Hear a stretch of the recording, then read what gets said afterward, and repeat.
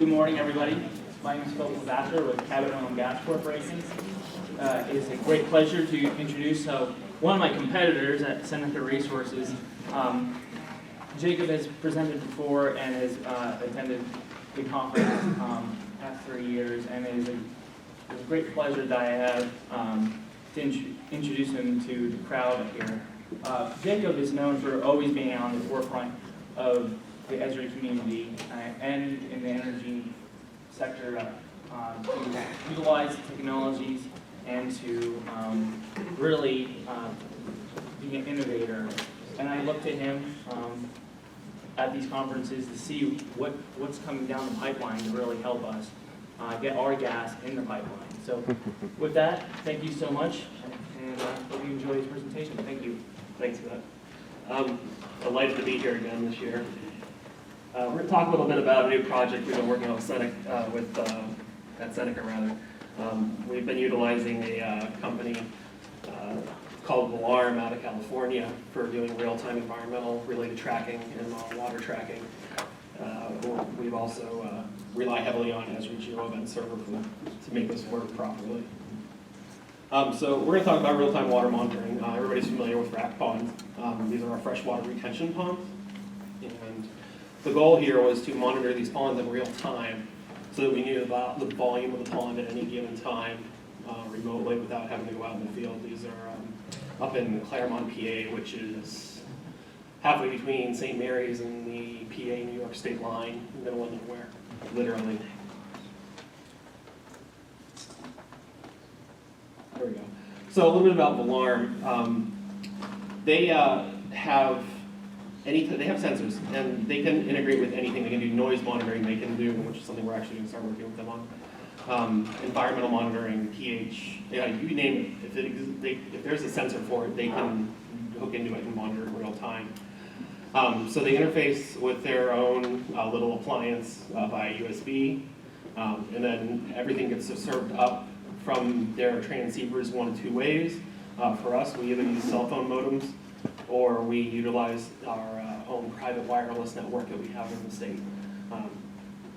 And then from there, it's like I said, it's an Android-based host device, and then everything gets pushed to their cloud, and then everything gets pushed from their cloud to our internal servers. So this is a screenshot of their cloud. It's a very simple interface. Anybody can sign up. You can go and download the app on Android and play with it. Use the microphone in your phone and play with the sound monitoring right on your phone if you have an Android device. So everything works off of solar power. Obviously, being out in the middle of nowhere, it's very challenging to power these things. So we work off a 90-watt solar panel that ties into their equipment, and then that ties into our communications equipment, which then transmits everything. And we also have a battery backup here, because Pennsylvania can be cloudy more than sunny. So that's a challenge. Actually, I will say we did the test deployment in November, and we had these set up all winter, and we only had one go down the entire all winter for one day. Throughout all winter, it was able to power without any issues in north central Pennsylvania, which can be very challenging weather-wise. I mean, there's 4 feet of snow on the ground at any given time up in the mountains there. So worked very well. We were very pleased. So we're actually going forward. This was the telemetry deployment. So what we have here, this is the array. You have the communications antenna, the solar panel, our communications equipment, and then the VALARM equipment. We're actually switching some things around after the test deployment. We're moving all the VALARM equipment into our communications boxes. So we'll have a single box deployment going forward, really streamline what we're doing, and it should improve security on the boxes because the boxes are all padlocked. So from there, we use a pressure transducer that we throw, literally, in the bottom of the pond. And instead of using sonar, which is what we were using previously, sonar, when you do sonar measuring on a pond, you have to get the sensor out to far enough out that it's over a place where it's going to hit the bottom too. So having something, a box like this, on a stick 20 feet like this, it's like a diving board.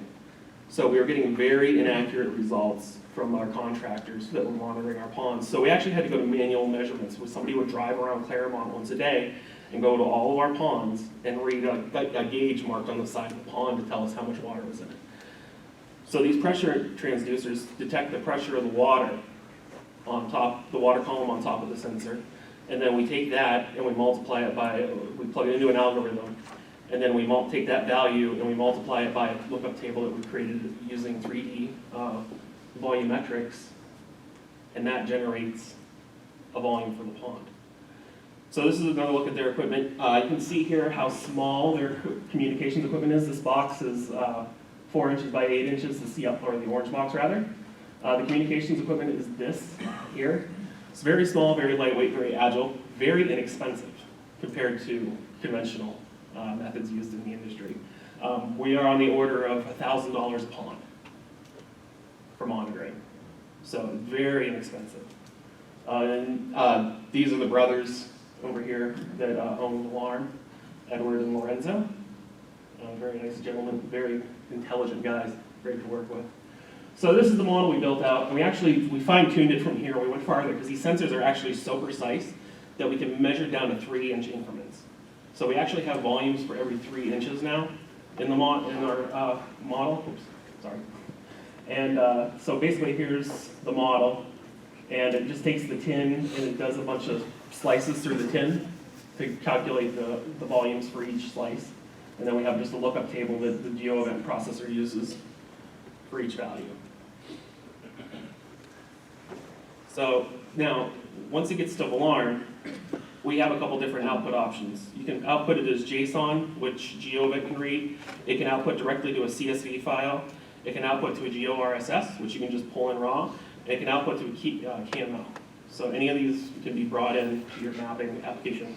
For us, we're using JSON because we want to do more with it once we get it into GeoEvents. So the way this works is the VALARM's API talks to GeoEvent processor.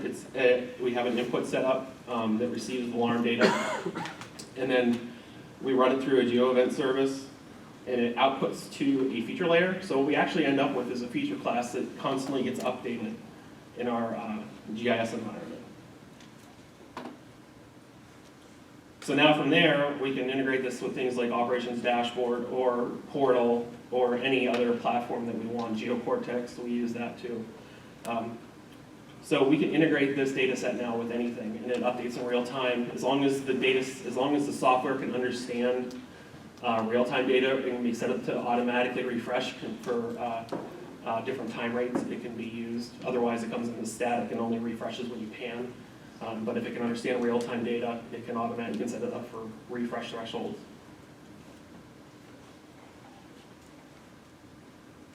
So this is a view of a dashboard using GeoEvents. So basically these update automatically. You can do things like, this one was a sample from a project that VALARM did in LA. So they're monitoring air quality and temperature, and they're also measuring light. So you can see here's air quality, temperature, and then light sensor monitoring. And they're just using that to capture pollution in real time. And then this is our sample area. This is Claremont.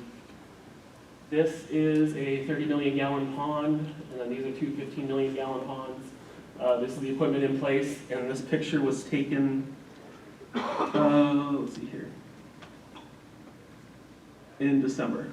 I'm trying to read it on the screen. Oh, there it is. David. So you can see that in the middle of winter, this thing was just plugging right along without any problems. So this, like I said, these were our tests. Our next step, like I said, we decided that all the equipment will fit in one box. So we're going to redeploy these 3 ponds. In addition, we're deploying these in every other freshwater pond that Seneca has in the state of Pennsylvania. And then from there, the next pilot project we're working on with VALARM is a sound monitoring project. There's been a lot of rumblings within the municipalities in Pennsylvania about requiring sound monitoring around pads during frac and during other stages. So we've developed and we're actually deploying at the end of next month, a sound monitoring pilot project, which will deploy microphones very similar to what are used at airports for sound monitoring in 4 locations around the compressor station as a test. And we'll be able to monitor that compressor station in real time. We're hoping that and we're actually putting in a weather station with it so that we can monitor weather and cloud cover, because those will have effects on sound quality and how sound travels. So we're hoping to be able to map basically like a heat map of sound around the compressor station in real time. And then we're also working on a statewide weather station project. We want to, because of the remoteness of where we work, weather forecast accuracy can be a little inaccurate, to say the least. So we are working on deploying weather stations throughout our footprint in Pennsylvania. And we are also working on doing complete integration with the rest of the water system, all the way up to fracking. We're working on putting sensors in frac water storage tanks. We're working on putting sensors in the meters that we have on our above ground pipelines that we use for moving water around on site. So we started out with wanting to try one little thing, and these projects with the VALARM have really evolved into a major facet of what we're doing in geomatics in Seneca now. Environmental monitoring is also another thing we're looking at doing. We're looking at some stream quality issues with some sensitive trout streams, and we're looking at installing pH and turbidity monitors and again, that'll be real time. The plan with that is actually to share that publicly. With that, I had a little bit more. Actually, Dow Hunter was supposed to be here from ESRI to present a little bit more about the GeoEvent technology. He's not here, and I'm not comfortable with his slides. So instead of me trying to muddle through his slides, I can answer some questions. Are you about 15 minutes left? Yeah, I know. 10. I'm done at 10. On the back end of the GeoBank, does Yeah. it require like an additional, both hardware and software? So like, do you need an additional machine to run it and an additional server license from ESRI to deploy it, or? It can be run concurrently with your server, but it is an extension. So you do have to purchase the GeoEvent extension. I'm not sure what the cost is. I don't think anybody else from ESRI is here, right? The cost is $10,000 for first year, and Okay. it's I think it's $2,500 a year for me. Yeah, we have an ELA ad, so I just get what I want.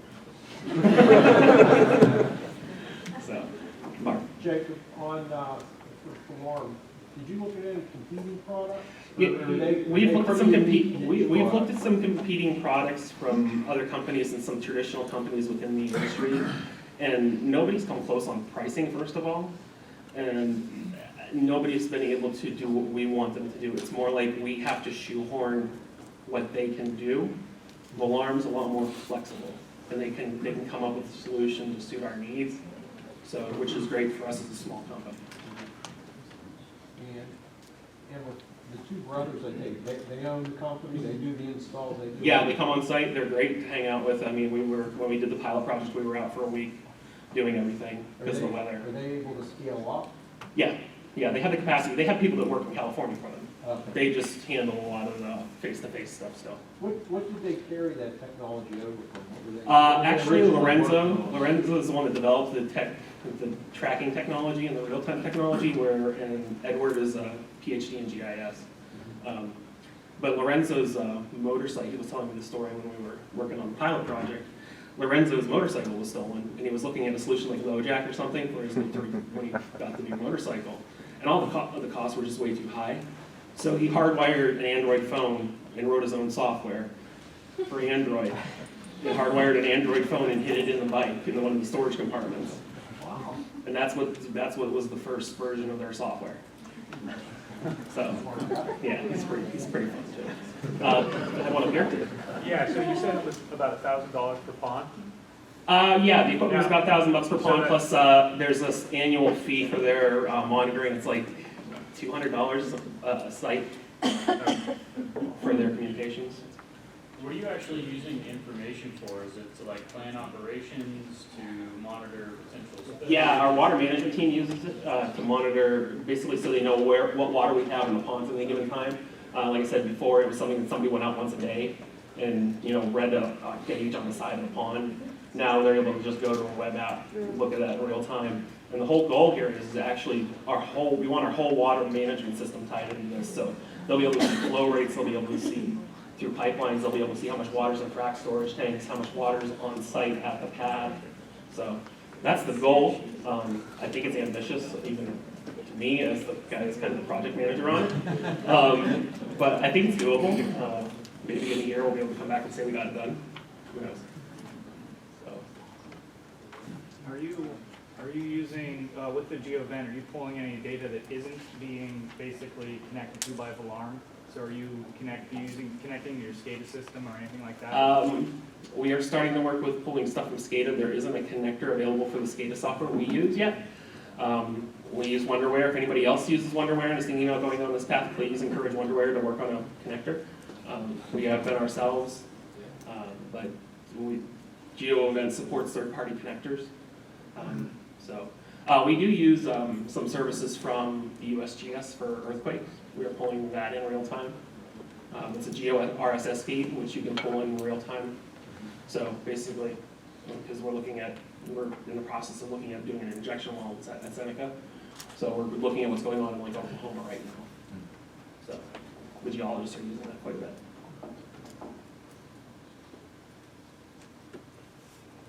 Is the sound monitoring equipment underwater, or is it on your communications post? Is it what now? I'm sorry. Or is it with the solar panel? I didn't know where the microphone was. The microphone, is that array we had, that antenna was the top item with these sound monitoring posts. The microphone will be the top and then the antenna.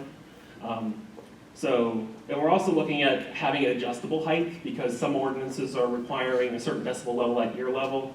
Some are requiring a certain, a set height. So we want to be able to adjust the equipment to suit the need. But we're planning on just starting out with it mounted at the top.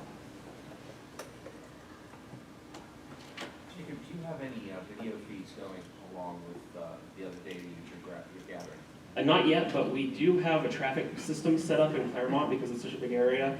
And we have been asked to tie into that. So we're looking at it. We haven't talked to the vendor yet about it. And another thing we're working with is a company called GeoForce.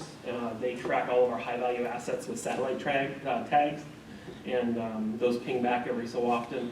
And we're working on pulling their data in right now as well through GeoEvent so that we can view that. And we can then, the other nice thing is you can go to any of these companies that do real-time tracking and go to their website and see the stuff on the map. What we want to be able to do is do analysis with it. So that's the next step for things like GeoForce. We're tracking these assets now, but we want to bring them in and then be able to allocate it to a pad and do cost analytics on per day costs and things like that.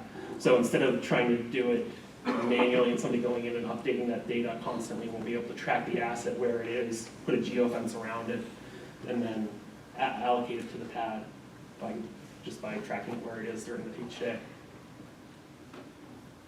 This data that you're collecting, is it being sent via a cell phone signal or a radio frequency? Out in the eastern part of the state, we can use cell phones. In the west, there's such spotty connectivity that we've actually built out our own communications network.